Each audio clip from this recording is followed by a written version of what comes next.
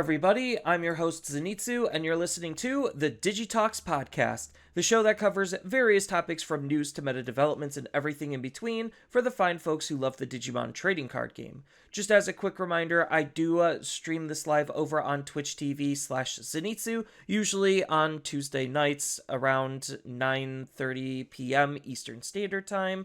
And fear not if you missed that, because it's also uploaded as a YouTube video under the channel of Zenitsu, as well as being on various podcasting platforms like Spotify for your viewing and listening pleasure. So please feel free to do those social media doobly-doos and leave that like, rating, follow, subscribe, whatever, depending on the platform that you're listening on. It really does help support the podcast. Today, I am back with Jay Stewart, and we are going to kind of just be talking about the big elephant in the room, and that's going to be the bans and restriction list. So, this is going to be a topic that's going to be on everyone's mind, and everyone's going to be talking about it, and making videos and whatnot for probably the next week or so, on top of, like, the fact that Bandai has Digimon Con, which will be live before this podcast episode, but this podcast episode was recorded before DigiCon, so unfortunately this isn't going to have any DigiCon news. But I guess with the question of the week, before we get into the grand topic of bans and restrictions, we'll just relate it to DigiCon. So, Jay Stewart, what are you actually excited for when it comes to DigiCon? Because we're slowly getting more and more, not really news, but we know a little bit more about DigiCon. Yeah, so I was kind of watching your live stream and everything for Worlds and everything, and there was something that was really teased, like, it's an announcement of an announcement to happen on a different day kind of thing, situation, but the potential of what it is, like, I know it's been said before and everything, but it's just like, for some reason, this one actually kind of seems legit of what it is. I don't want to go too much into it because, it's one of our topics that we're going to be talking about. But besides that, I mean, there's also the fact that we might even get more elaboration of potential or even more reveals about the Time Stranger video game. That's potential I'm really hoping to kind of see for myself. I would love to see it, like, maybe if they could just reveal how many Digimon are going to be in that game, or even just showing general gameplay too, would be kind of cool. Yeah, I think this year's Digimon Con actually has the potential to be better than the previous year's Digicons. The previous year's Digicons were borderline a joke and a laughingstock, and like they barely even announced or said anything that was anywhere remotely relevant. So, like, that already, like, put a lot of people's, like, not really faith, but it made people not really care about DigiCon because they've only done it since the TCG started. So this would be, like, their fourth attempt at DigiCon, and the previous three were ginormous wastes of time. I'm sure there's still going to be wastes of time in this DigiCon, but I think, like, based on what they've been teasing and what we know about the Digimon IP, this, compared to the other years, actually has the potential to be something. So feel free to tell us down in the comments below what you were excited about and what got you excited from the Digicon announcements, because again, we recorded this pre-Digicon, and this is coming out post-Digicon. So that'll be interesting to read all of those comments and kind of just see what actually happens at DigiCon. But DigiCon news aside, we had Worlds. So I have world data that I can pull up. Boop, boop.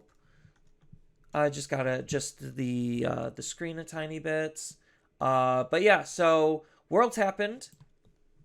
And we know exactly what happened at Worlds. Well, not exactly, because they didn't show all of Worlds, but they at least showed the last two rounds of it, which was third and fourth place fighting it out, and first and second place.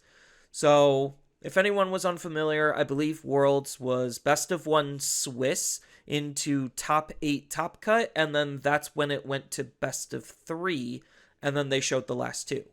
So, as far as the Worlds breakdown, we have all of the decks that were represented. We don't have all of their deck lists, at least not yet, if they are going to appear, but we at least have top 4. So, as far as the overall representation of what was brought to Worlds, there was 5 DNA Imperials. This is the blue-green one. 4 Duskmon Purple Hybrid Loop. 2 Sakuyamons. These are pure Sakuyamons, not like Sakuya Ruin Loop or whatever. Or Tau Loop, I think is the proper name. We had 2 Tyrant Kabuterimons. 2 Leviamons, or like dog engine good stuff, for purple. We had 2 Magnamon X's, 2 Virus Imperials, 1 of Royal Knights, 1 Galaxy Loop, 1 Takami Kazuchi, 1 Mirage, and 1 Gallantmon. So that was your World's top breakdown. Which it looks like it's a pretty diverse spread of decks, but as far as the decks that were actually brought, none of them were really a surprise outside of like maybe Sakuyamon and Tyrant. And I think like that's just because we wrote off Sakuyamon really early, because our like Tau Loop was the big way to play Sakuyamon if before, and I think people like actually discovered some pretty degenerate tech with Sakuyamon to make Sakuyamon actually really good. It's still using Ruin mode, and it's still like trying to lock the opponent out of the game, but it at least has a game plan based on what it's trying to do, and it's pretty good. So Jay Stewart, if you want to announce what took 4th place. Yeah, so the deck that took 4th place was Imperial Red Purple Virus deck. Yep, I have I have the deck list here. It doesn't look really anything super special. The most standout card is the fact that they're using like Demonic Disaster. Probably just as a way to kill your, like, either get an extra attack to potentially win the game with, or kill your Digimon so you could reset and do the loop all, or not really a loop, but do the big combo all over again, because Promo Shadramon and Wormmon are absolutely disgusting together. Yeah, I think the other kind of surprising fact was the player actually was using the Dragon Mode Ace, too. That was kind of a little bit of a surprising-ish factor, so to say, as well. I don't hate the ace. It's just I think the ace is a little on the specific side. So like maybe there's like it gives them more opportunities to be able to do something other than just go big unga bunga, lock opponent out of the game, and then reset and keep doing it over and over again. So this was piloted by the 4th place player, which was Onion, who won our English nationals. So NA taking 4th place is kind of neat. I would say I wish I could say the same about the game that was played, because going into the 3rd place deck, it is Sakuyamon. So this is probably a deck we really haven't seen a whole lot of, and essentially it's taking a lot of pages from Tau Loop, where the whole goal is to get up into Ruin mode in Volderarm and basically tell the opponent they can't play the game, GG, let's move on to the next one. And unfortunately, that is exactly what happened twice in a row. Was they basically paid a net nothing to go all the way up into a Sakuyamon, technically all the way up into a level 7, and then just told the opponent they can't play the game, and then it was just over in a matter of a couple of turns. Very anticlimactic games. Wish it was a little bit better showcase, but if anything, it just showcases how like insane not paying for things is, because this takes a lot of pages from Mirage, where it's just like, oh yeah, my Level 5 lets me play an option for free. My option lets me digivolve for free. My digivolve lets me play an option for free, which then lets me digivolve back into another Digimon for free to use another option and create a token while gaining memory. And it's just hyper stack based degeneracy through and through. It's one of the biggest problems that plagues modern Digimon, in my opinion. But it's cool that like somebody made Tsukuyamon work because it was a deck that really wasn't doing anything. I guess it just needed good level, like broken level 7s to really find its stride. So it's a pretty trim list in terms of Digimon. And then they're just using the two best plugins and the broken generic staple options between scrambles, memory boosts, and trainings. Yeah, because I was gonna say I don't even think it was like if I remember correctly, I think it was just missing was the rookies and even just a good level 6 to actually use for the deck was the thing that it was missing. But you keep throwing support at something long enough, eventually something's gonna hit, and it's gonna hit pretty well. I think like the big thing from what I saw on stream was the fact that the two new like the new Sakuyamon support, the one of them just lets you draw 2 cards, which is already insane. Like drawing cards is always good, except when you're facing off against Mirage, but we'll get to that later. But drawing cards is usually pretty good just to help with the consistency of the deck.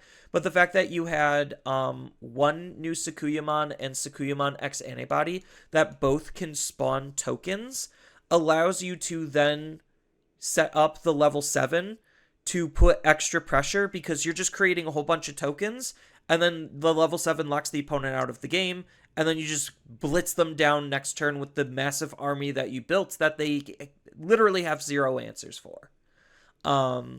That kind of seems like the whole core gameplay and gimmick of what this new iteration of Sakuyamon is.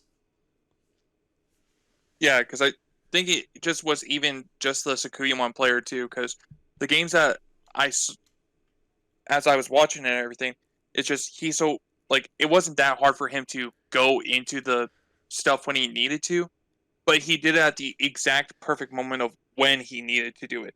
Because like the opponent had like a level 3 in the back raising area and would have like a level 3 or 4 on the field, and the moment they went into the ruin mode, it was like, yeah, from here you kind of are just not playing the game for 2 turns.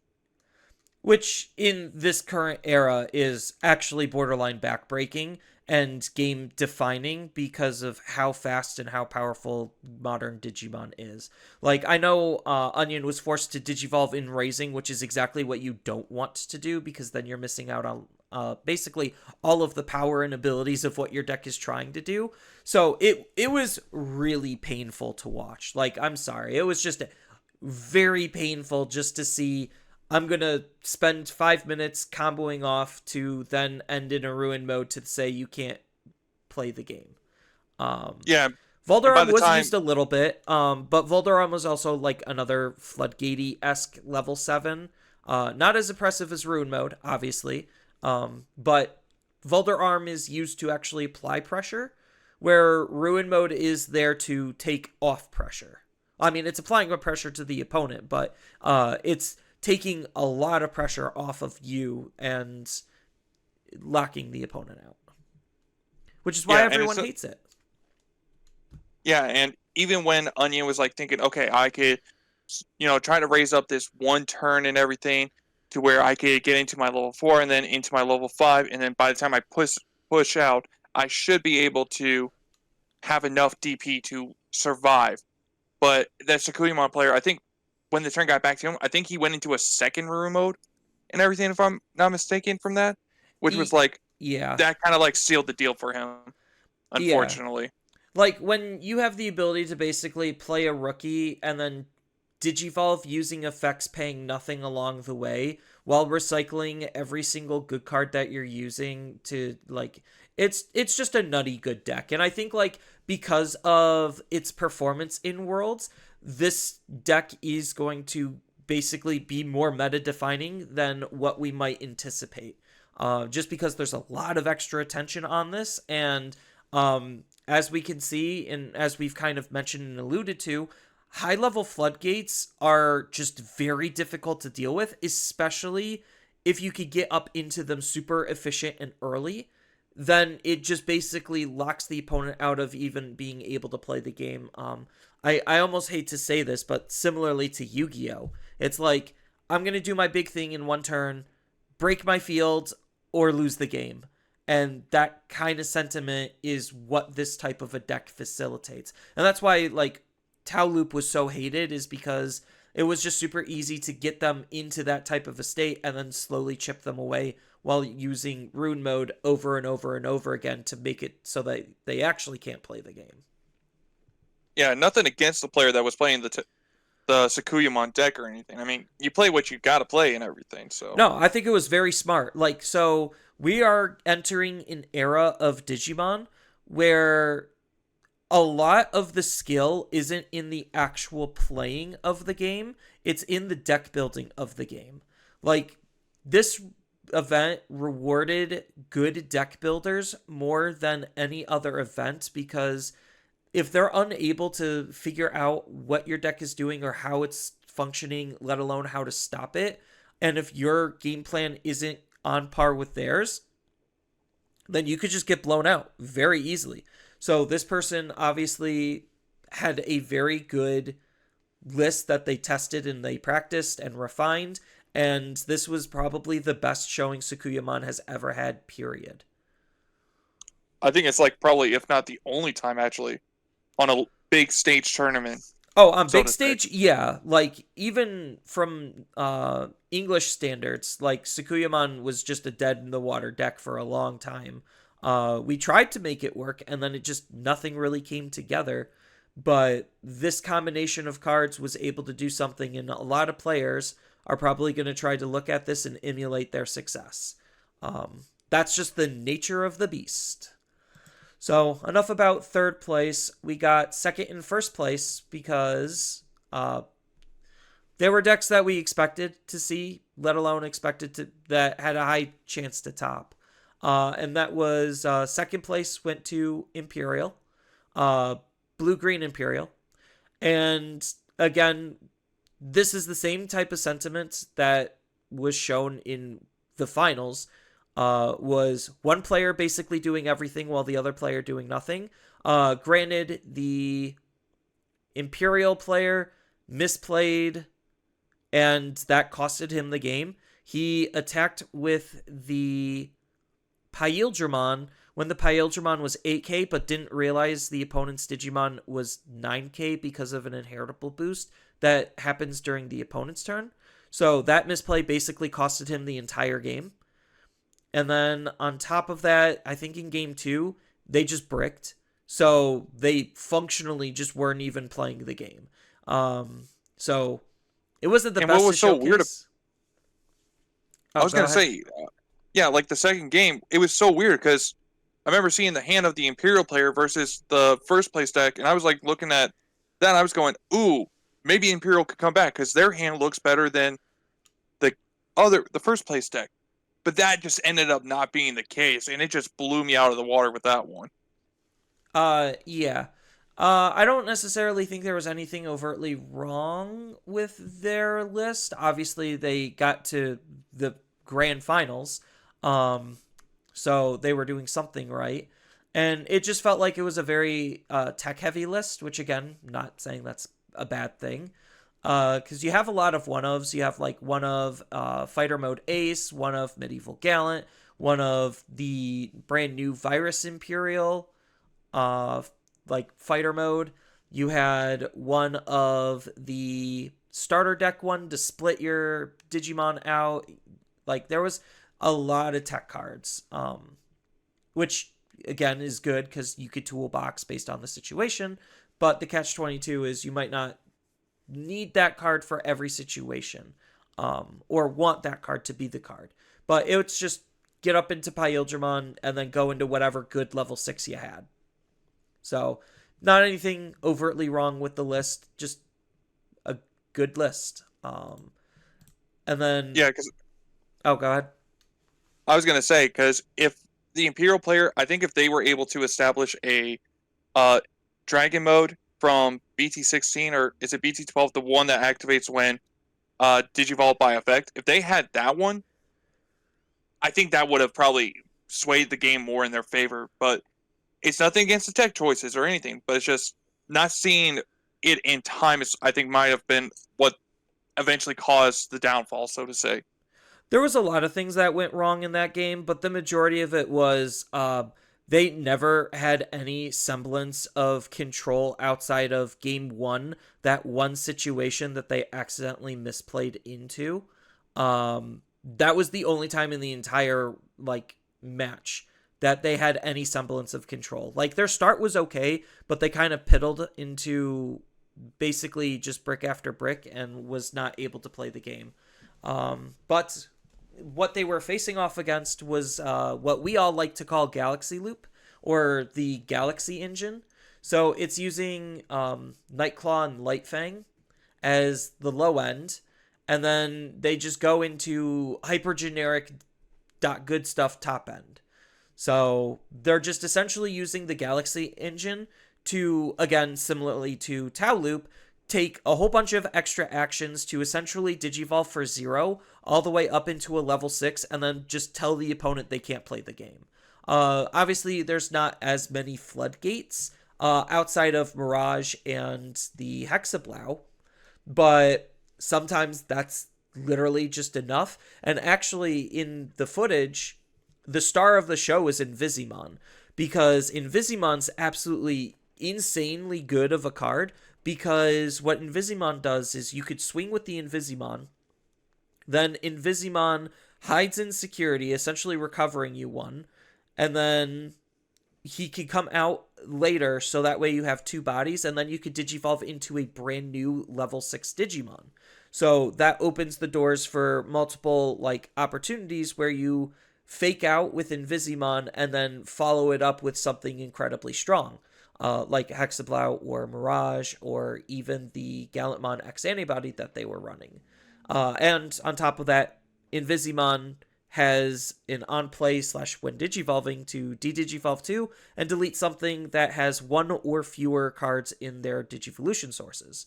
So it's just a really good card at countering a lot of things that, unless the opponent is punching 6 security, they're most likely not going to be touching Invisimon, and that's going to cause problems later, especially since the opponent is most likely under a floodgate at the same time.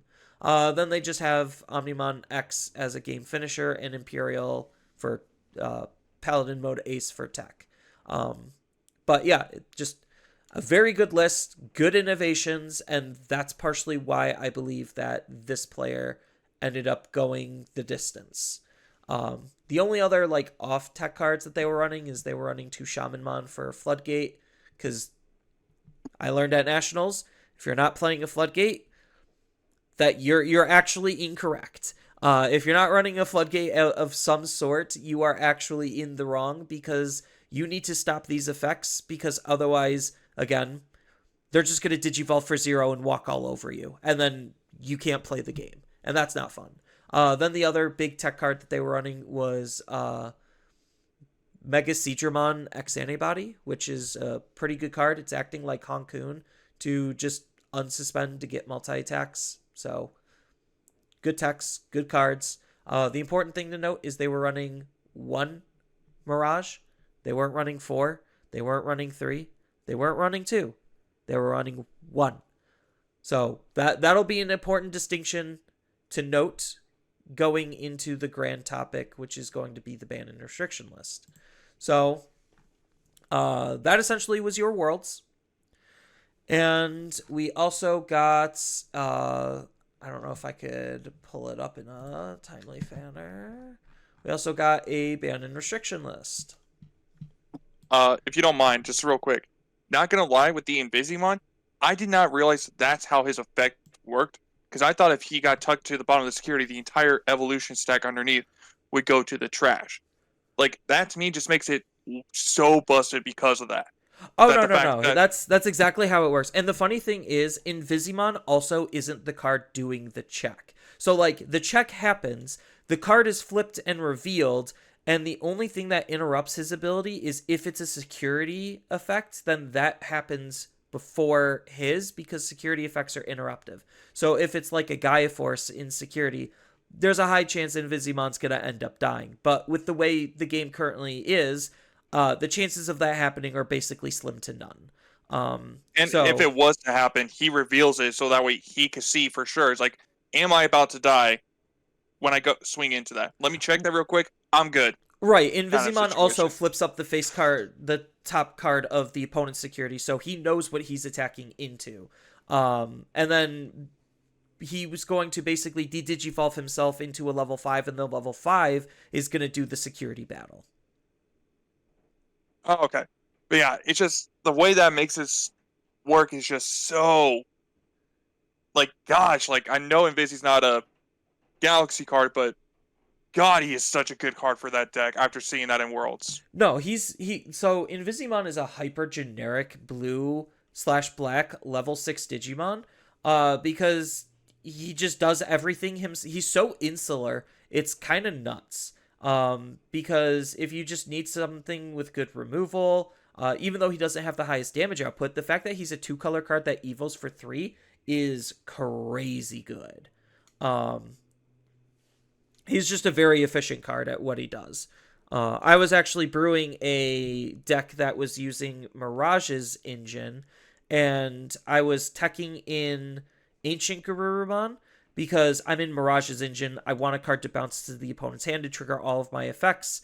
And I could like hard play a Gao and still trigger his ability as well. So like it's an engine that works very well with Ancient Guru. And I was brewing a deck where it's Invisimon plus Ancient Guru, and the idea is you lead with Invisi, swing, you're going to have jamming because you're Mirage's stuff. So you're going to have jamming, and then you could Digivolve into Ancient Guru after Invisimon hides himself in security. And then if Ancient Guru lives, Invisimon spits himself out, you have 2 megas, and then they're on color to be able to DNA into, what's its face? Chaosmon Volder Arm. Baldur, Yeah. And then Volder Arm has partition, so if they try to get rid of him and they don't have source stripping or de-digivolving, then the funny thing is the Volder Arm will spit both of them out, and they both have on play effects to further disrupt the opponent. It's just such a nasty concept that I gotta like brew a little bit more to be able to make it more consistent and work better. But it's creative ideas like that is what's really going to be defining Digimon going forward. Because of unification, we don't have Japanese data to look at to say, hey, let's steal that idea and then make it better. So we have to come up with our own ideas before stealing what was good and making it better. So that's a cool thing of unification is the actual exploration of the TCG. But we have a ban and restriction announcement that we got at Worlds. That was already announced. It was something the entire community was waiting for. And Jay Stu, if you want to go over the ban and restriction list, by all means do so. yeah. So finally got a new card added into the ban list and everything. The first one, of course, was Megamon Digimon Fusion, and the final second one that we have now gotten is the BT2 Matt Ashita. I know some people were thinking this should be it was going to be a hit to 1 and everything, but we eventually do now have the reasons why Bandai has put out why the certain cards are hit and everything. And what they said for Matt Ashita was by combining it with Duskmon and Vulgar Arm, you can make great use of the card if it's in your trash or even just on the field. And just having a single copy in the battle area or your trash, like, it's like way too good. So trying to hit it at 1 is too high of a risk that they did not want to take with this. Yeah, so they're starting like this to me is actually a good sign that Bandai is actually learning to start banning cards because we have way too many effects that are reusing cards over and over again, even at lower quantities. And Duskmon, like, yes, Matt is paying for Duskmon sins. But this goes to show that the game is in a state where they actually need to start banning cards because of the high levels of recursion and reusability that a lot of decks have, and because of the existence of scramble cards, just as an example, they added more ways to be able to grab and reuse our one of Digimon more specifically. So reusing Tamers already isn't hard for a lot of hybrid decks. Reusing options is a little bit harder for every deck that's not purple. Um, so, but reusing Digimon is super easy because of the scrambles. Every single deck that's running a scramble can do it. But as far as a new paired ban, this one was a long time coming. It was the Mother Shoto. This was I'm not gonna, like, we don't have to read all of their quotes verbatim. You could go on their website and read it. We're just gonna like summarize it. Basically, this was just a quality of life update for this new pair ban and restriction. They just didn't like how easy and free Shoto gave Mother jamming and, or not jamming, blocker, and like it just made the game not fun. It's kind of similar to Ice Ball. It just made the game not fun. The fact that it exists. And the fact that it does exist means that there could be more potential problems in the future utilizing this combination of cards in like control shells. So they just decided to hit it. I'm actually shocked that they didn't decide to hit this card with Yggdrasil or Gate of Seven Deadly Sins.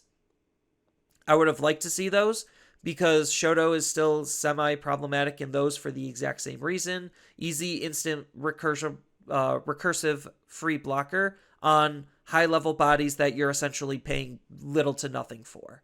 That was really what made Shoto problematic, is big blockers come out too early and you don't have to invest anything into making them a blocker over and over again every single turn. Yeah, I was kind of honestly surprised about that too.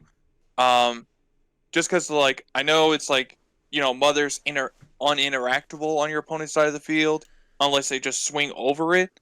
But it's kind of like the whole aspect of the fact that, like you said, you're playing out big bodies a lot cheaper in those other two decks. And I just thought Bandai would have, just kind of like, hey, it's not that big of a problem, but we want to nip it in the bud before it does kind of situation. Exactly, and that's what this pair ban feels like, is they're nipping it in the bud for this particular situation between the interaction of these two cards more specifically. So I think it's good. Like, so I'm going to preface this and I'm going to say, like, I think almost every single one of the bans and limits are very good. It's something to be expected. Like cards that were expected for the most part, or decks that it was impacting. So I liked the direction that they were trying to take this ban and restriction list. I'll save the negative Nancy stuff for later. So we got 8 new cards restricted. So if you want to take the lead on those, Jay Stewart. Yeah, so one of the first 2 cards that we saw from the live stream, they decided to hit both Jack Raid and Blinding Ray. Mostly because of the fact that, with Jack's Raid, it's like, the problem is it's so easy to get so many cards in your trash and just kind of abuse what Jack Raid's done. Kind of like what we've seen in Minerva Loop, the Lilith Loop, and even now Duskmon kind of shenanigans that it was doing. So it's like, they're like, yeah, kind of like just getting free memory is just way too good. Reasons why kind of like they hit with the with Hammer Spark. And then and then in Blinding Ray, it's like, yeah, you were supposed to trash a card in security, but at this point in the game, there's cards that want you to trash in the security. So it's like, you're not paying there's no negative Nancy with using Blinding Ray. In fact, it might even just be too good of an advantage. So they hit those cards to 1. To to me, I'm kind of surprised they didn't do Gravity Crush, E- just because of the whole same aspect as those two cards. But No, I it's 100% whatever. agree. They should have hit Gravity Crush because the only time most players are actually using Gravity Crush is to win the game with. So having just having that instant memory is already insane. And maybe their reason was red needs something to be good.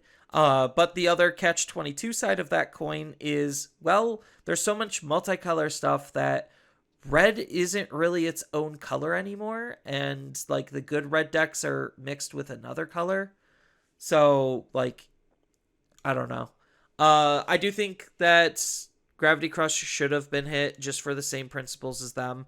Zero cost instant memory is a problem due to how fast and efficient the current state of the game is. And like I kind of already pointed out, options are way harder to recur than Digimon or Tamers. So having the options at one, while it feels bad, I can understand their reasoning behind not just straight up banning them at this point. But in terms of not straight out banning something, Mirage, uh, BT11, Mirage Galgamon, he is on this list as well. So he is one of the newly restricted cards, and obviously their explanation was, to summarize it, it was really easy to go up into a level 6 Digimon, and then this level 6 Digimon stopped the opponent from playing the game, and it made it very hard to fight back against, and God forbid they get a second one out, and it makes it near impossible to play the game from that point forward, making it not fun. Almost like what I was saying with what was going on in some of the Worlds matches. Huh. But digressing aside, that was essentially the summary of their explanation on why Mirage got hit. It's literally the reason why everyone hates this card. The second you go up into him first, if the opponent doesn't have an out, they kind of just lose the game because he floodgates them from a basic game action, which is drawing cards. And because Digimon has a hard time ditching cards out of their hand, it's very easy to catch the opponent with anywhere between 8 to 12 cards. Very easy. So, yeah, he was just insane. So, he's on Yeah, here. I know. They also put on there too, like it is just too good of a generic blue card that just kind of loses blue's diversity when you could just run Mirage as just be your top end. Like we've seen that with the Galaxy deck and everything as well before in the past where they would run multiples. But I mean, obviously in this world, that wasn't the case. But for the fact there is the possibility of you just running generic blue bottom end and then just have Mirage as your top end was just too good for them. Yeah, he did kind of put a strain on a lot of blue. Like, blue right now, for the most part, is borderline was dominated between Mirage and, like, True Blue, I'll say. True Blue was dominated between Mirage and Hexablau, and they're still a married couple. And as we saw with the first place Worlds deck, you don't even need more than one copy of this card. It's nice that he's not straight up banned, so we could still run him. And his deck is fine. Trust me, I've been testing it. It's fine. You just have to lean heavier into the OTK strat with burst mode. So the deck isn't dead. It's not as good because you have to put a little bit more effort into it, but it's playable. And that was usually a good intention on like bans and restrictions, is they don't want to kill decks outright if they can avoid it. They want to try to curve them a little bit. But one thing they didn't curve was Takumi Kazuchi, because the BT17 Fen got limited to one.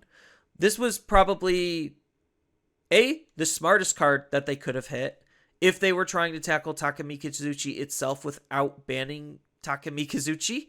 But everyone would have preferred something else. We all leaned towards Baumon because Baumon feels like, okay, the deck can still just abuse Baumon.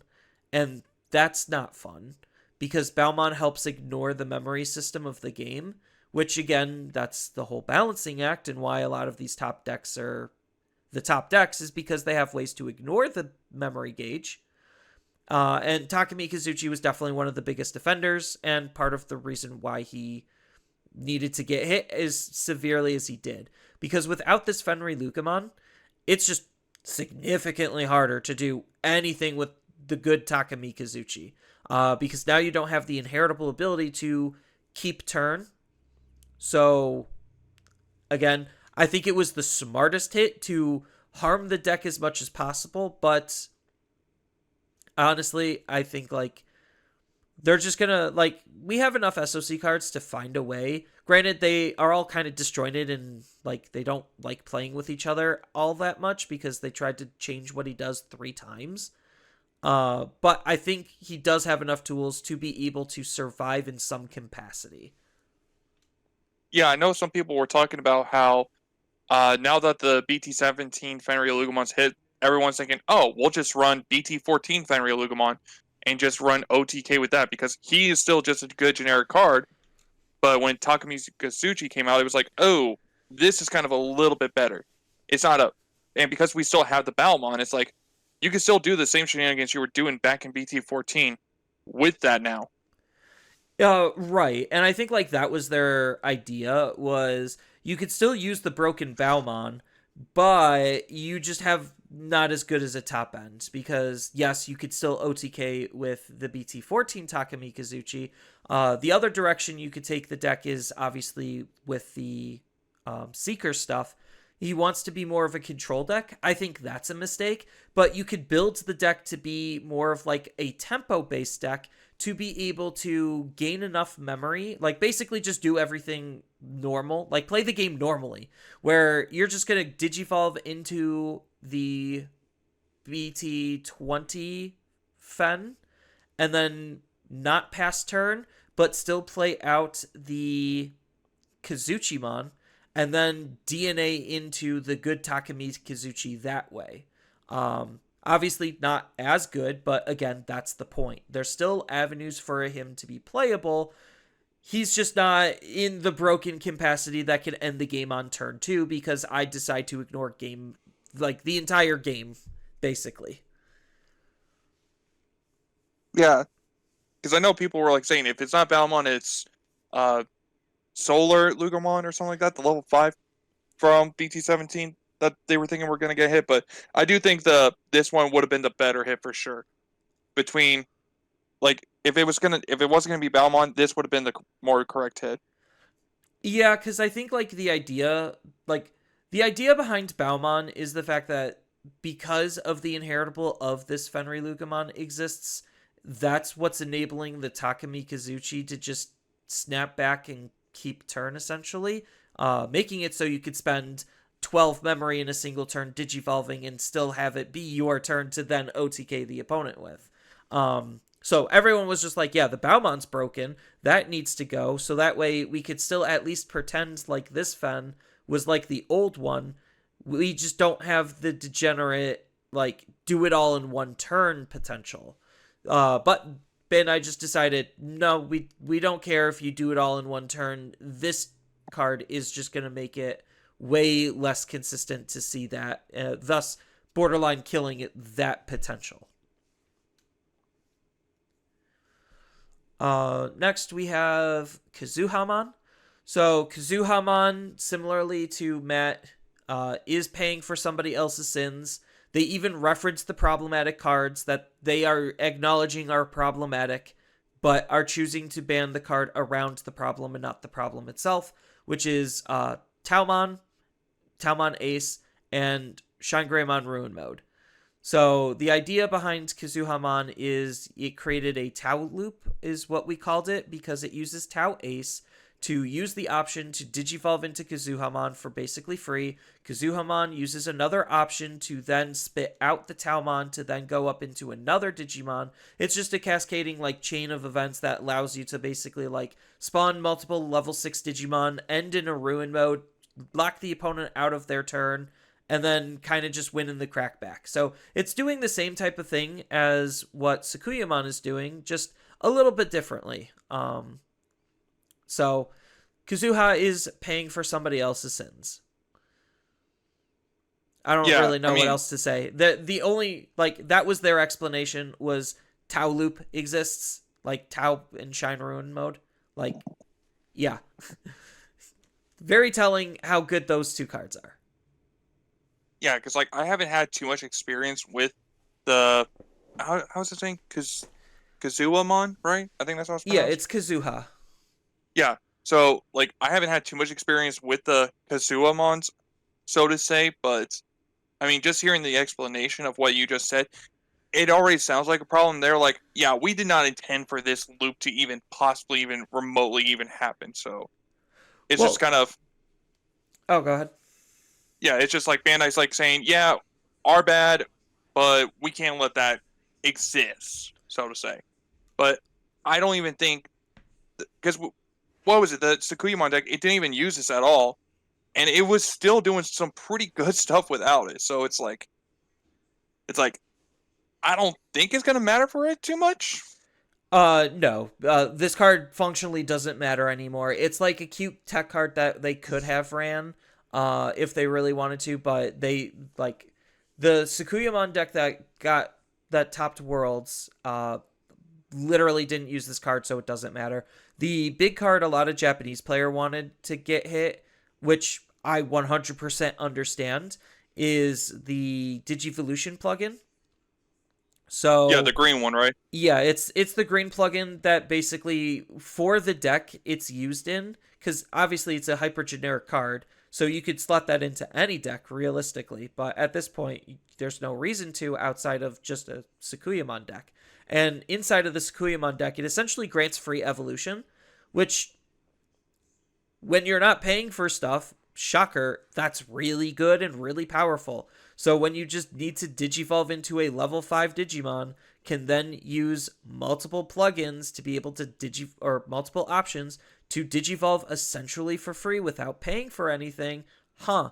I wonder why it's so easy to get up into a level 7 that says the opponent can't play the game. It's almost like ignoring the memory gauge is kind of broken. So that's why a lot of people wanted the plugin, Digivolution plugin, removed instead of Kazuha, because that would effectively still kill the deck outright. It just would have greater ramifications towards Sakuyamon, which, as we learned, is probably actually correct. So we'll see if what happens with Sakuyamon, but Ruin Loop, that didn't need to exist. There's a lot of loop decks that they basically are just tackling, it seems like. A lot of loop decks. Like, Bandai's starting to realize that they hate loops, and they should, because when a loop happens, that's the sign that something is broken. Um, so, yeah, good to see that they're actually tackling loops. Yeah, I'm glad that they are as well. And speaking of loops, we got a not really a paired ban, but the next two cards basically fit under the same umbrella, and that is the Promo Agunimon and Promo Lobomon. All the way back from like BT4 days, it was their update pack promo. Hmm. And basically their explanation was there's no reason to play any other hybrid based decks that aren't using these cards. So they're like basically there's no reason to run an Emperor Greymon when these cards enable Ancient Greymon to be just as powerful, if not more powerful, because of the warp potential. And then the loop potential also because the Ancient dies and then play something out for free, which then would be able to generate more value later. So if it's the new Ancient, they can just grab back these level 4s. Even the fact that, like, if they don't grab back the level 4, you could still use them with the new Duo Tamer, Takuya and Koji, to be able to shove them underneath and digivolve and then do things even easier. So it just enabled the Ancients to be significantly better than anything else Hybrid has to offer outside of Purple Hybrids. Yeah, no, and I completely agree with the whole thing because I mean, what was it? Even when the like ancient Greymon from PT17 came out, it's like there's no reason to run it when the one from BT4 is still really good and everything. Yeah, so this kind of scratched people's heads because it's like, oh, those decks aren't even topping that much or anymore. Granted, Ancient Greymon can OTK the opponent on turn 2, probably just as consistently as Takumi Kazuchi, but this the like the Agun these bans also hit other decks too that were looking to just abuse basically this 2 card package. Um, Yeah, because I think there was like I know Lobo really hasn't even been about, so to say, the promo Lobomon, yeah, but it's like the last time I think it did come up was the Gabubon kind of purple or blue hybrid deck from BT17 was the last time I think it was used, if I yeah, remember correctly. it was Gabu Bond, and then Aguni's also abused in red birds, like Sora birds. So it again, not really a surprise to see them go. It like reading into it, it's probably also a future proofing thing where it's just like, oh yeah, we basically can't make any more ancient Garus or ancient Greymons if we wanted to because these exist, and like we can't make them good even if we did. So it's just like it. I get it. I totally get it. It sucks, but I get it. What I don't get though is Stingmon. Yeah, Stingmon from the starter deck is the one card out of Imperial that got the land, like the banhammer. He is limited to 1. And yes, the World's deck was running 4 of this card. Yes, their explanation was fair and valid for part of it, because part of it was draw power is too good. It's not limited to once per turn, which we've seen on other cards where if it's a really good draw power that's not limited to once per turn, yes, it usually tends to get hit. yeah. And I think the one problem though with it is the fact that I mean, if you really want to hit the Imperial deck, I mean, if you're not going to hit the Ken and Davis, or then I think everybody else was thinking the X Vmon from BT16. I think it was the one where it's like you get a memory when you DNA, and the fact that it has jamming. I think everyone would have thought that one would have gotten would have been a more effective hit That was versus the Stigma. BT12. BT16 was raid and it can't be deleted in Oh yeah, battle. you're right. So yeah, BT12 one then. My apologies. But Yeah. yeah, like that one would have been a more of a bigger impact than this Sting one, because now without the Sting one, then you just go into the BT12. You just use the 4 of BT12 Stingmon, and if you want the drawing thing, there's VMons that have the inheritable of drawing or something too, if I remember correctly. Yeah, you have the egg that draws you a card while you have a green Digimon. Then the Vmon draws you for your Digimon being a free trait. So, like, you could still, in a single attack, like, in a single chain of events, draw using your eggs 4 times at most. I mean, granted, with the Stingmon, you would be able to draw, like, a maximum of, like, up to 6 times, I believe. But like I get it. They just wanted to limit the draw power. The cost reduction they kind of alluded to, where it's just like, oh, it's a really good like a really good card that's limiting deck design, and like I'm just like, no, no, no, you're just spouting BS at this point. You're hitting this card because of the draw power, and that's it. But the only issue is with a deck like I guess it is kind of a fair and valid argument now that I'm thinking about it. I'm like arguing with myself in my head right now, because on one hand you have the fact that if you're already in your Pyildramon swinging, there's already a high chance you're going to be winning that game anyway, especially in the early stages. So the Yeah, extra you card should draw, have everything. yeah, because so the extra card draw really doesn't matter that much. It just is setting up the snowball effect to where things could get more out of control because you have all of the options. So like that's one hand, and then on the other hand, it's just like, oh well, yeah, it's like they didn't want to. I don't know if they just. I don't know what they were thinking. I really Yeah, don't. because if they're saying that they're hitting the Sting one because of consistency, it's like a lot of players could probably argue, well, technically, if you hit the the Ken Davis, you already hit a lot of a bigger consistency with that one. Because the Right, or fact that even Ken Davis, Progenitor, just to stop some like degenerate extra protection that the deck realistically didn't need. yeah, because like if you hit the Ken Davis, then you're not gaining your memory, you're not getting the source stripping effect, and you're not playing out a free rookie that's a searcher that could search for the missing cards you need. I mean, like, so I understand where people come with that and everything. So it's like, just the Stingmon is like, I don't even think we even use, like, I know JP, they used this starter deck Stingmon, but I'm pretty sure we used BT12. So it's Uh, like, while you're talking, I'm gonna double check on that. I think you're right on that, in which we really didn't use BT12. Or we preferred BT12 over the starter deck. Um, yeah, I'm just because, gonna go like, to. so it's like, and the fact that we have, like, the BT12 Stingmon, or even if you really want to argue, we even have the BT16 Stingmon, it's like, I mean, I still imagine players are probably using the BT12 Stingmon. It's just, it really doesn't feel like it's as impactful of a hit as it could have been if it was something like the Progenitor or even the Kenan Davis, like we were saying. Yeah, and like I get it. Again, they're not trying to kill the deck outright. Um, and like Stingmon is still a pretty good card because the cost reduction means that like it's still the same level of economy and efficiency as the Sting. The Sting, like the BT12 Sting, has the potential to do more in the right circumstances, but economy wise, they're very equivalent.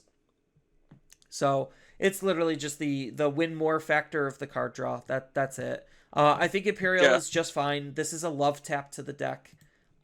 It's by all means not even remotely gonna kill the deck. Like this yeah, just like barely does anything. yeah, because I really personally think the BT12 XV would have been a bigger hit. Because if you want to have jamming inheritable, that means you got to use the EX1 XVmon, and that doesn't gain you a memory or reduce play costs. So it kind of works out better. Because then if you have your level 6 trying to swing in multiple times, because I cannot tell you the amount of times I've seen an Imperial player swing into my security, and it's like, oh, if you didn't have that jamming, I could have actually got rid of that level 5 on your field. With so it's just, to me, it's, I personally think XV would have been a more impactful hit. Like, draw all the cards you want, but the multiple checks with the Pyldra and having the jamming is like more of a bigger problem for me, at least. Yeah, I'm double checking Eggman events right now on all of like the most recent Imperials, and we're running the Sting at most as a 3 of. At most. Some decks don't even run it, some decks run it as like a 1 or a 2 of. So like it's so inconsequential to the overall deck that it's not gonna matter. And like I think that's the big picture problem is I think this ban and restriction list, one, it's good. I'm not going to say it's not. All of the cards were very smart, well chosen, exactly like hitting some of the decks we wanted and like actually listening to our feedback. The only problem is this came 4 months too late. So like this is the ban and restriction list we should have had for our nationals. Like point blank and simple. This is what we should have had for our nationals. This is a too slow to react ban and restriction list because if we look at the data of the top decks, we can see that the majority of them aren't even impacted by this. So I did start writing my script for my ban and restriction video, which I'll be doing separately, just because there's a lot to talk about on this subject. Because my ban and restriction list, like, we're not even going to go into like functional replacements and all that. That's going to be in my video because people are always curious. Oh no, my deck got hit. What do I run? And they don't have access to databases and can't think all the time because they're still worked up about cards getting hit. But Yeah, and I will say with this banner restriction list, I do think there is good hits in here, but I think there should have at least been a couple of other decks that they kind of hit as well on here. y- Mostly like the Dark Animal Cerberus package. Something from that should have been hit. The Galaxy Loop, I think just Worlds kind of proved that needed to be hit, especially now. yeah, there's still a lot of problems with our current meta environment and the meta decks that we have. And like, so again, just pulling up my script from my video just so I could read some of the information off. Right now in the BT20 or Special Booster 2.5 environment, there's about 14 decks that are basically, this is the meta. Like, it's between these 14 decks, or you just got incredibly lucky. That's Mirage, Purple Hybrid, Fenrir Lugamon, Takami Kazuchi, Blue Green Imperial, Red Hybrid, which is more ancient OTK, Galaxy Engine, plus any generic blue or red top end, Red and Purple Virus Imperial, Magnamon X, Gallantmon X, Royal Knights, Dark Animal Engine, plus generic good purple stuff top end, Sakuyamon, 3 Gray Angels, and 7 Gray Demon Lords. That is the current scope of the meta before this ban and restriction list. If you look at what this ban and restriction list actually did, it hit 5 of the 14 top decks. So Mirage, Purple Hybrid, Takami Kazuchi, Imperial, and Red Hybrid. So out of that, as far as what's going to remain playable, Imperial basically unfazed. Takami Kazuchi is going to have to adapt or die. There's a high chance it just dies because people are going to move on to other more interesting decks rather than go backwards to an older OTK or go forwards to try to innovate with less efficient tools. And I think that same sentiment is true with Mirage. Like, you could go back to like the BT13 OTK, or you could try to use that engine, which is what I'm doing, and innovate on what that engine could do to facilitate different top ends. But people aren't going to be putting that much effort into it until it posts a tournament result. Yeah, and I think the Purple Hybrid, either you got to do some major rework of that deck because you can't do that Matt Loop shenanigans anymore. Oh no, it's still So playable. either you just become, huh? Purple Hybrid is still playable. It's less efficient. Yeah. It's still playable because essentially, like, this goes into the like some of what I was going to cover in the video. You have the new Koichi. So the new Koichi is going to be your big mat replacement to be able to recycle your pieces really easy. And all it needs for it to work is one extra Duskmon in your trash. So maybe that will, with the lack of whatchamacallits, Jack Raids, they're just going to be running Miss Memory Boost to be able to try to put the Duskmon in the trash a little bit more consistently because they need that extra piece. But I think like Purple Hybrids is still playable. It got taken down a peg, which is good, but it's still playable. I don't know if it's going to remain at the top of the meta. Probably not.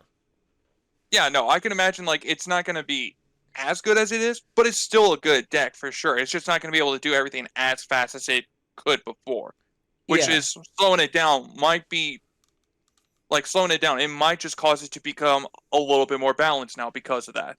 Yeah, and I think Red Hybrids is going to exit stage left of the meta. Like, without the Ancient actually having the bite and the resilience and following the particular play pattern that's making it playable to begin with, I think it's just not even a remotely competitive deck anymore. I think it's a good locals deck. I think there's still lots of things you could do with it, but in terms of its meta viability, I think this dramatically, like, this is probably enough to take it out of, like, the top 12 meta decks, or top 14. So thinking about all of the changes, we went from 14 top decks to maybe 12. So literally nothing has changed. But it's also hard to say, like, there is potential other decks might now actually have a chance to rise from the ashes because they really couldn't compete with some of the other decks that have now gotten hit and everything before. So it's possible we could even see some new decks even just kind of emerging from this as well now. Uh, do Potentially. Yeah, I was gonna say, do you have an example? Because I can't think of any. I mean, to me, from what I could think of off the top of my head, I don't know if you have Xmon on your list or not. I mean, to No, me, kind Examon of is so just far from not like it's so far removed from meta. Like it's probably just as meta as Omnimon, and Omnimon is having a hard time putting up results. I'm talking about like BT17 Omnimon because it's playing yeah, similarly into that, and if that's not meta, Examon's not meta. yeah. Uh, but besides like Xmon, I mean, blue, like the blue ancient hybrid, because I know before in the past I was using mostly the BT17 stuff, and I kind of was still doing good with that one.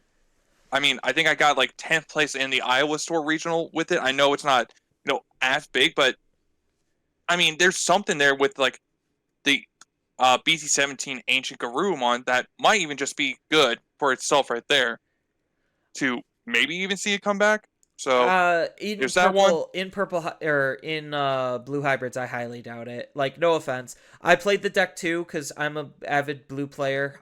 Blue is my color. If I had to identify with a particular color for Digimon, blue is my main. And when I tried every single iteration of Ancient Guru as a hybrid based deck, none of them felt good. None of them, like, they're good, but winning good, no. It's the deck is too fair and too honest. It has like some elements of dishonesty to it, which is what makes good decks good. Making a video on that, still scripting it. But yeah, the deck just doesn't do enough anymore. And this definitely limits the even potential of using a blue base. So now they're forced to run the red base, which is already like it's better on the card draw, but it's still just not as efficient as the deck needs it to be in order to be competitive. I think like maybe Chronicles has a chance, like Alphamon Chronicles, because we already know Alphamon is going to be getting more support. So like even just looking into the future, like that has some potential. Alphamon already is pretty decent with a good wide variety of tools. So maybe somebody's going to come up with something for Alphamon, because maybe Alphamon also is going to be like the answer to the Sakuyamons, where it's just like, yeah, you can't DP reduce me, or I do my stuff in raising, building it up, and I can ignore ruin mode for that. So like maybe there's something there. So it's not like all doom and gloom, but when it comes to like the current macros that we're looking at, no. What we have is Yeah, what we get, and they only removed 2 decks and basically shrunk the format, um, which I think is funny. But yeah. The only other deck I could think of, maybe, and this one is like the one I have the least confidence in, is potentially Galaxy deck, or not Galaxy. It is Galactic Mon. Sorry, don't know why. I mean, we have seen it top before in the past, but I don't know if that's because of a surprise factor of everyone forgot. Oh, this is a deck that I was not prepared to face. Because I mean, it does have Tamer deletion. I know there's a few decks out there that kind of really do still heavily rely on their Tamers. So I don't know if Galactic would be a potential another good deck to maybe just kind of rise up in numbers, especially since there's not since some decks that were a little too fast, too aggressive. So it no, now has a chance, the but big that one problem, I had least confident. yeah, the big problem with Galactimon in its current iteration, we're gonna obviously reassess this evaluation with his new stuff. But the big thing with Galactimon and why he even found any semblance of success in the current environment is because he was preying on hybrid decks. And with hybrid decks basically now being worse, um, he has nothing to prey on. He just will get preyed on. Like, he has some good instant responses, but nothing that's actually going to keep him alive enough to win the game. Because as we saw, like, even with purple hybrids being the best, Galactimon still struggles because of every other deck.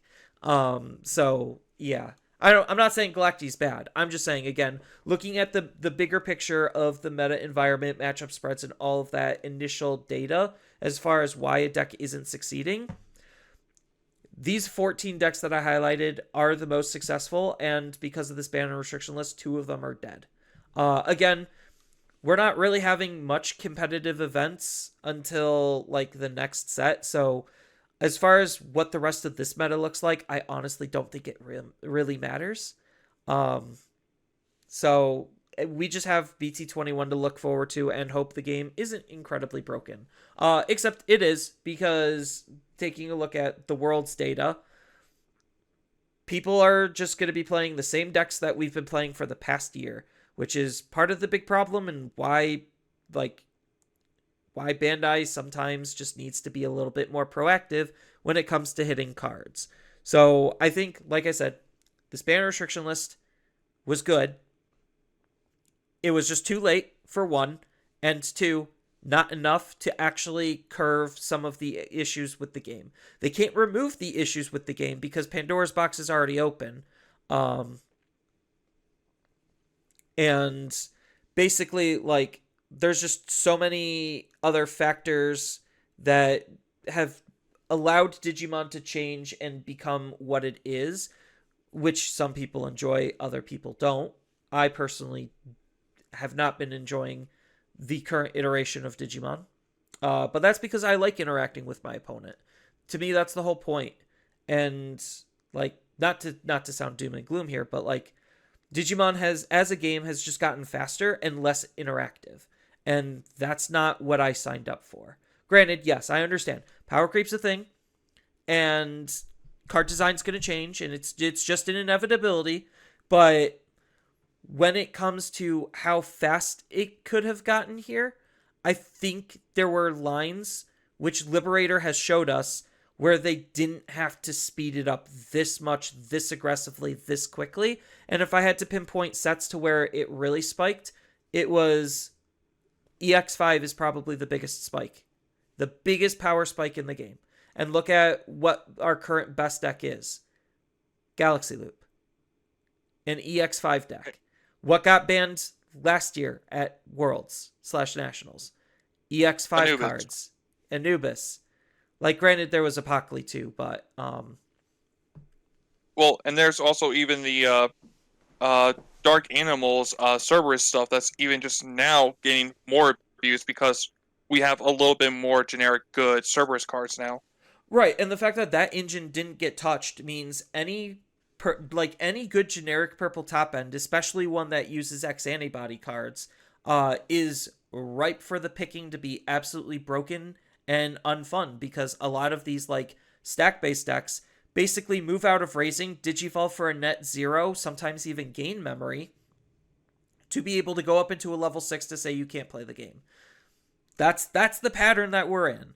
And if you're not in that pattern, you're a hybrid deck that basically wants to kill itself, set up its tamer again, and loop that action over and over again to chip the opponent to death. Well, again, you can't interact with them. And then when it comes to the like other decks, outside of that, you have something like Royal Knights, where I'm just going to hard play a Mega out your thing, and then it's going to be very hard for you to be able to handle Mega after Mega after Mega hitting the field, let alone any additional disruptions thanks to aces or whatnot. And even Demon Lords is playing into the similar play pattern. Cross plays into the similar play pattern, where it's just like, big thing come out for super cheap. That outs the opponent's card, and then because the opponent's card's outed, it's hard to out me. Like, that's that play pattern. So, like, we have 3 levels of play patterns that all of these top decks are exerting, and it just creates for an unfun environment in my perspective.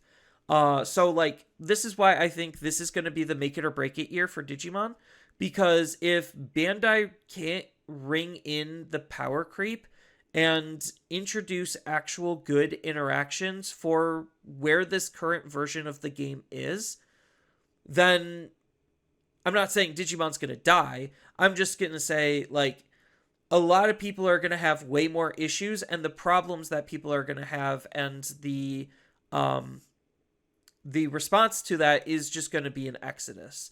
There's always going to be Digimon players, because Digimon as a fandom is a very loyal fandom. I'll say that. Bandai sure loves putting us Digimon fans through the ringer.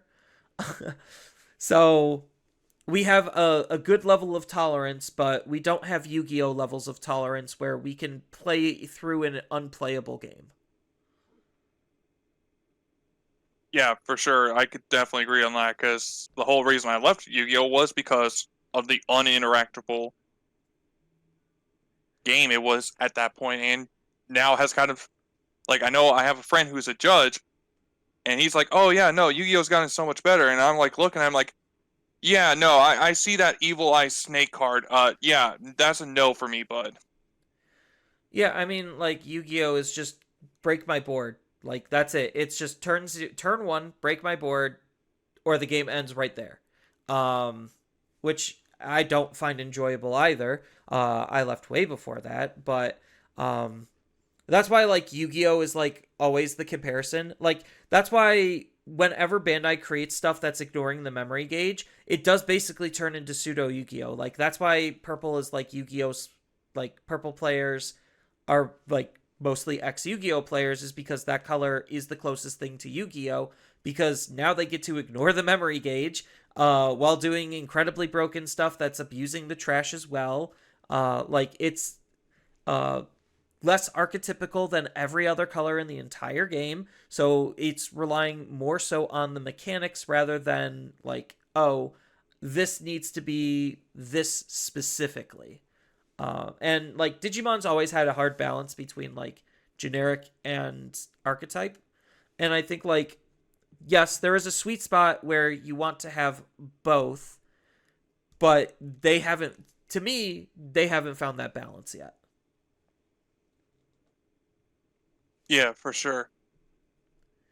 But do we actually want to talk about the potential bigger thing that they also talked about afterwards? Oh, the thing. So, like, the counter to my doomerness is the thing that actually would have a very, very positive impact on the game.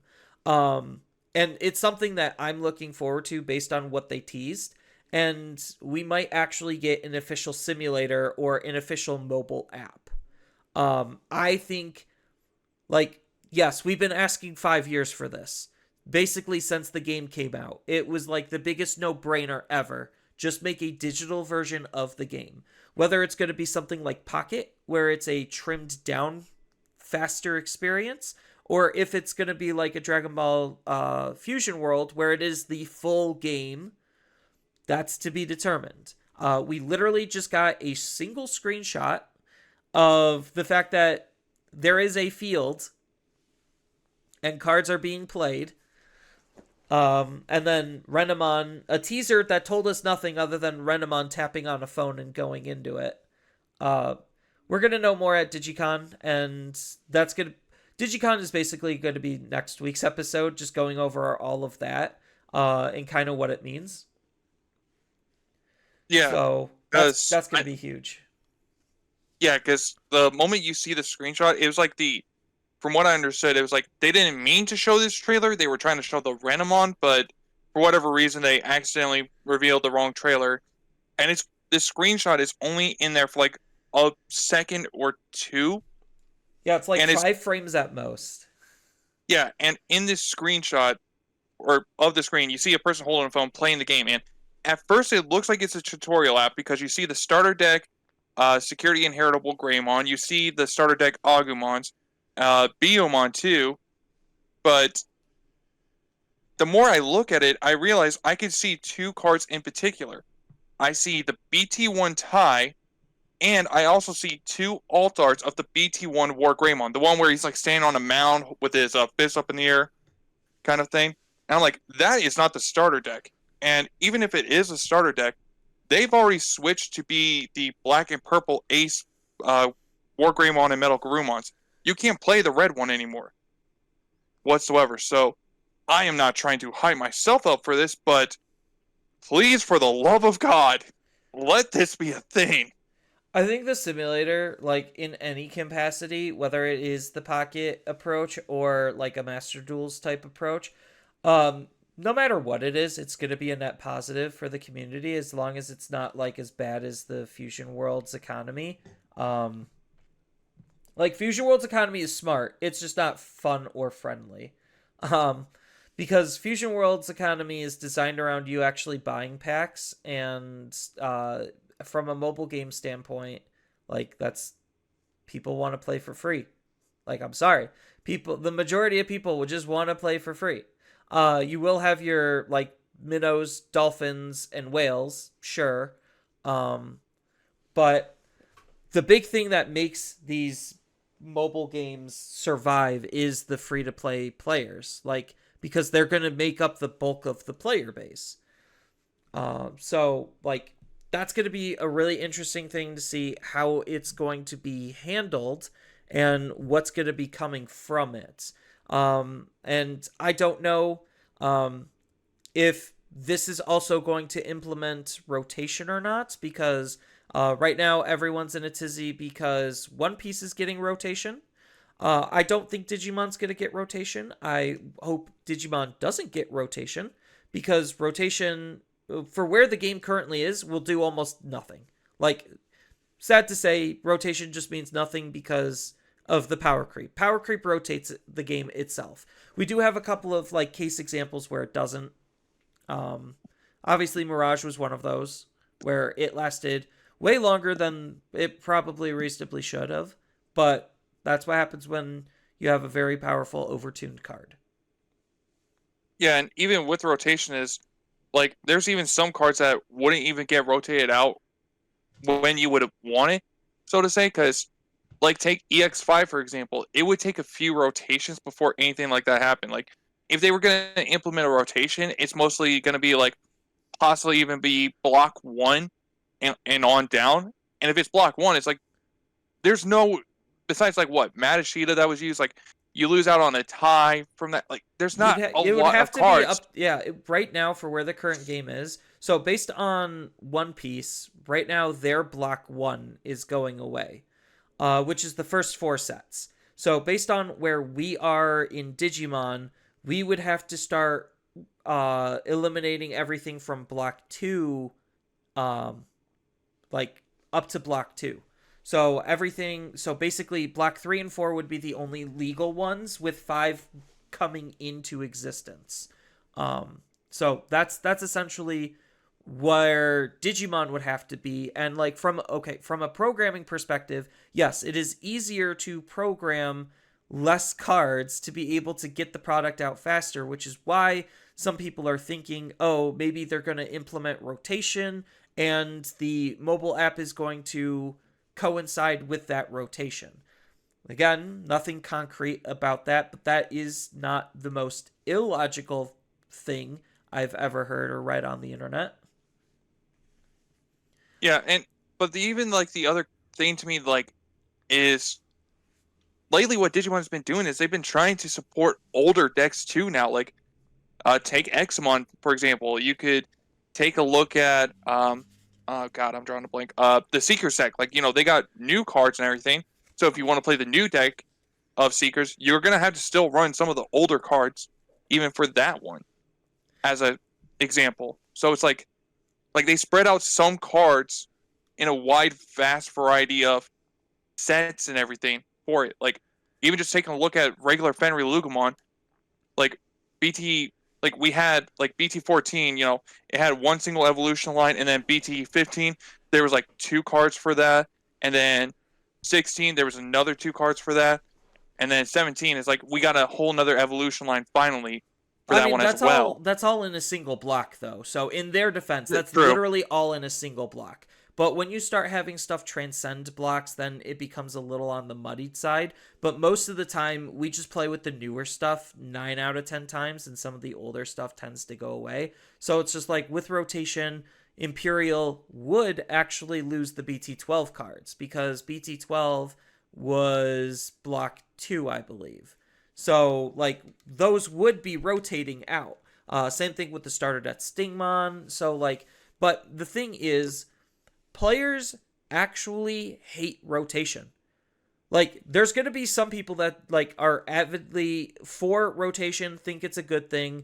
But in the end, like, rotation doesn't matter. And like, if it's one thing to take a look at, like, Magic the Gathering standard format nearly died.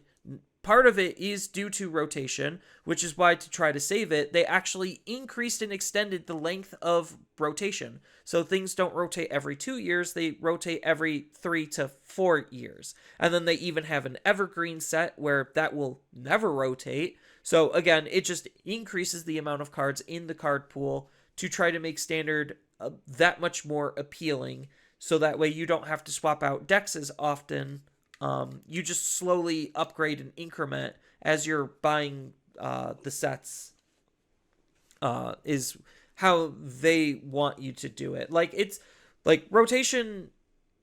Some people will say it's a balancing tool. That's a fallacy, because again, even if they implemented rotation in Digimon again, all of the broken stuff is the new stuff. Like, there's not there are old cards being used, yes. But they're getting abused by newer cards. correct. Like, Jack Raid was designed in a time period where milling yourself 10 cards in a single turn was not a common occurrence. Like, Yeah, I don't even think it was possible for that at that point. no, it wasn't. So, like, it was obviously a product of its time, designed for a much slower paced game. So, like, that's an example of where, like, yes, it breaks, but that's why bans restrictions and choice restrictions come into play, to be basically that balancing act. Like, if you're managing your game well, it doesn't need to be rotating. And just because you have rotation doesn't mean that you can still manage your game well.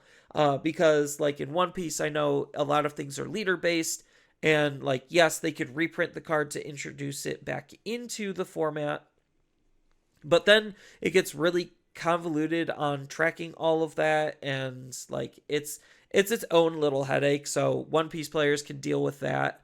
A lot of people think it's going to be a net positive. It probably will be, just because they're going to be forced into it. So I don't know. I just hope it doesn't come to Digimon, and I'm excited to see what their actual announcement is going to be for Digimon Con when it comes to their big project.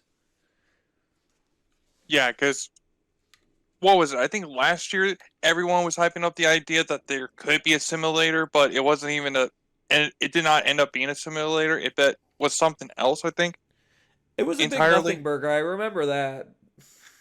But it's just like, I don't know why. This one just feels different. I don't know if it's just, maybe I'm trying to hype myself into it, but I really do hope Bandai actually, because with all the amount of surveys they send out for every single set that they make, EX set, main set, whatever, they're always asking, what's something you would like?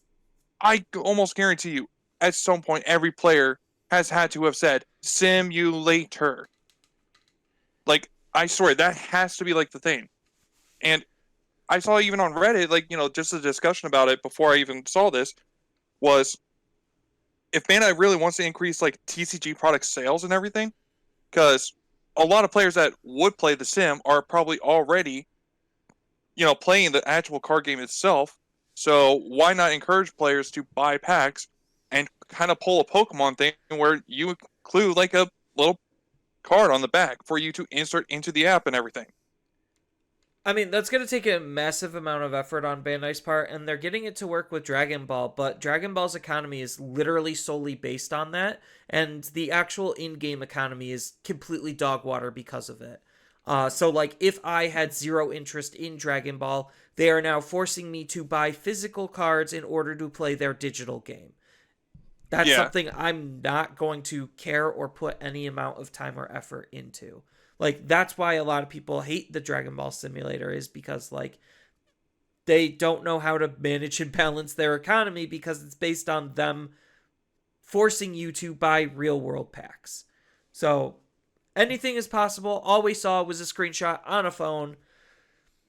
I'm That was hoping very whatever it heavily is, pixelated. yeah, I'm hoping whatever it is, it's going to be a net positive, and that actually might save Digimon for me, because I don't know how much more of this abuse I can take. I think maybe a year is all I would give them. Like, hey, unification happened. You have a year to get your shit together. Otherwise, I'm not like dipping, but like Slowing down. I'm very close. I'm already slowing down just because I don't find the game enjoyable and I don't have any competitive events to actually play in. Speaking of competitive events, to kind of like start wrapping things up, because I know this was a bigger episode compared to some of the other ones, because there was just a lot of stuff to talk about. Store regionals are coming back. Apparently, some stores knew about the application. Some stores didn't. Some stores are already getting their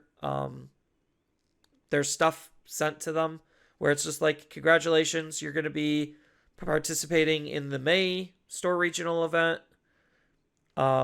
It's going to be X amount of players as the cap. So I guess just ask your store if they, 1, applied, 2, knew that they could apply, and 3, got it if they did apply. Because I'm getting mixed results of, like, some people are saying, oh, it's just the old stores that got it before are getting it again. And then some people are saying, no, that's not the case, without actually backing it up. So I don't know. Either way, I don't really have that many competitive events that I can play in. So that's partially the big slowdown on my end. I mean, I will say I'm glad to see Bandai is bringing at least the store regionals back. I think that is definitely probably the biggest plus positive they've had this last year. Yeah. I mean, there needs to obviously be more than 6 per season. Yeah, for sure. Like, very obviously, because, like, as of right now, they have no online events. So a player like me, who is a tournament grinder, like, having nothing to grind is not good. If they could at least do like one in each state, I think that should be hopefully more than sufficient enough to have it, so to say. They're not going to do that. I already know they're not going to. That would be the dream, yes. Having like, bare minimum maybe if, like, 1 per state.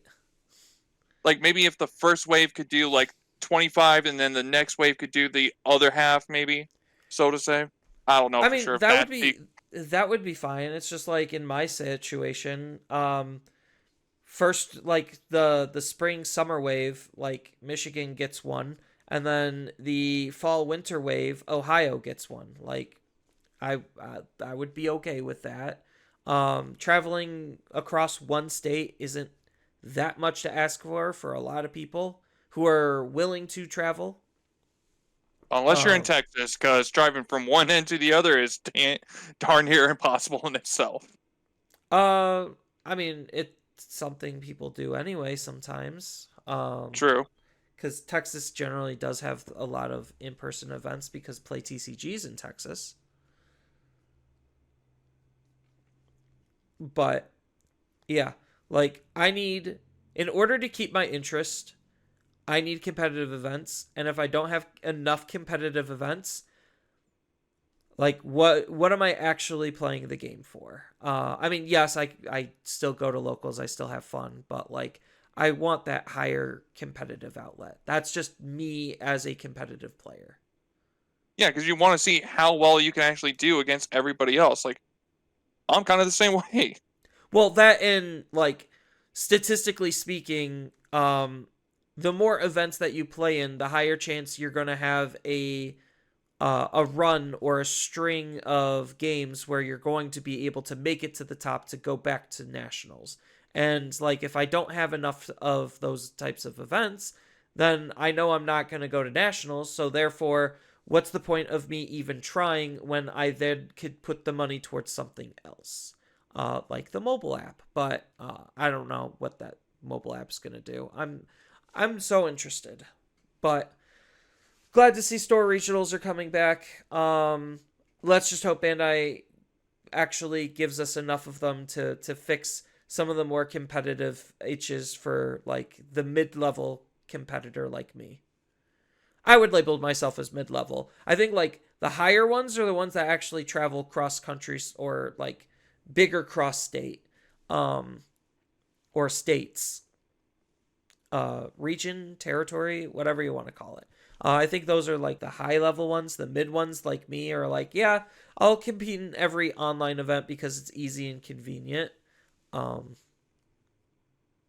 and then the lower ones are like, oh, it's in my state, it's at my locals, I might as well do it. Um, so it'll be interesting. Um, but yeah. So anything to round out the episode to wrap things up, Jay Stewart? Um, Not that I could really say. I mean, I'm probably gonna try. I might consider staying up to watch the Digicon potentially. It just kind of depends how late it actually is going to be going on and everything. But 10 p.m. Eastern Standard Time is when Digicon is starting. And it's most Eastern likely time, gonna so run for 2 to 3 hours. Eastern time at 10 o'clock. So did it already start then for Uh, Central time? And for no, that's tomorrow. Oh, it's smart. Some reason I thought it was like Japanese like date kind of thing, but yeah, No, okay, no, gotcha. My bad. Digicon has not happened. On the day Gotcha, that it is happening at 10 p.m. Eastern Standard Time. gotcha. Okay, yeah. Uh, I might try to watch it, but just kind of varies how awake I am, kind of thing. I guess for Uh, that, but hopefully yeah, they do have at least a couple of good announcements for that, and just something to help kind of push me through to watch it, kind of thing. yeah. I'm debating if I'm gonna stream it. Assume I am gonna be streaming it. But it is kind of late for when I have to wake up for work, so we'll see how far I could get through. I might just stream the up to the news portion because the later half looks like god awful when it comes to their schedule. I think I could pull the schedule up here. What is their actual? It's funny they have a little bingo card for us. I don't know what we're supposed to write in that bingo card, but whatever. Um, scrolling. Okay, so as far as content goes, they are going to start off with anime, games, toys, cards, comics, music, goods. So, anime is going to be about the Digimon Adventure Beyond promotional video. So cool. Games, they're going to obviously talk about Time Stranger. And the 2025 release date. Toys, they're just going to be selling us Digimon versus Godzilla. So, Godzilla v Pets. Then we go to cards. I really wish toys and cards was flipped. Because, like, I don't care about the toys and I don't care about the comics because comics, they're just going to say there's just news on topics, like new topics. Then they have the music as a special concert, and then Goods, the Digimon 25th anniversary Goods latest introduction. Whatever. They're just trying to advertise and sell stuff at the very end. So I'm just like I really wish cards was pushed up above toys. Then I could dip out after cards. But whatever. We'll see. I have to see how long Digimon Con usually lasts. Maybe that'll actually give me 2 seconds. I can check that on the handy dandy Twitch because I saved all of them on twitch.tv. Content, video producer. Scrolling. Digicon. 6 hour watch party. Oh, The that's last one that was from a year ago was 2 hours and 45 minutes. okay. Yeah, I'm like, I must have stayed up way late because the other one that I have was 4 hours and 30 minutes for that watch party. So if it's about a two, it'll probably be about 3 hours. So expect 3 hours. So I don't know if I'll watch it, but I'll try. Yeah, because like the one from 3 years ago, that was a 2 hour one. Uh, I think, if I'm understanding this correctly,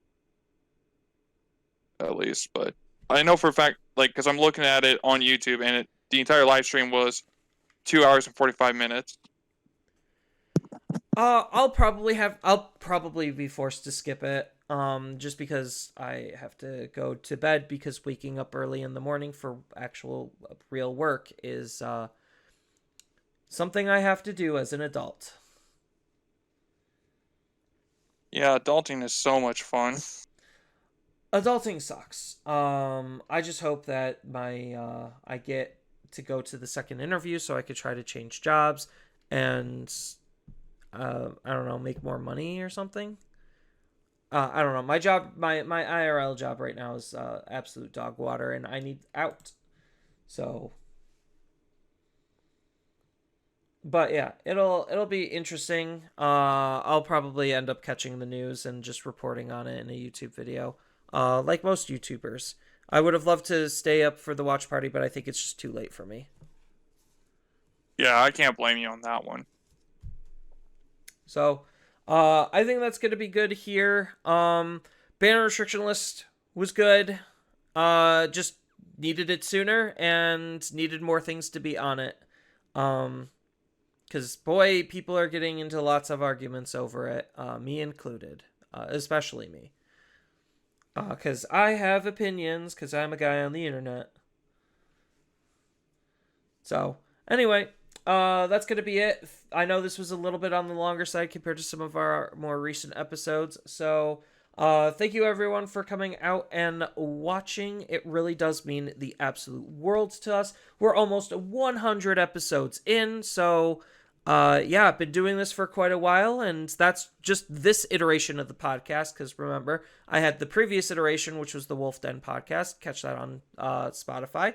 If you really want to go back and listen to me yap with other teammates and other people, all the way since like God the second nationals. Yeah, I've been doing this for a very long time. But yeah, almost 100 episodes on this iteration, and I hope to try to continue to do more. So Bandai, hashtag do better. And with that, I'm signing out. And I hope to see everyone in the next episode. Later.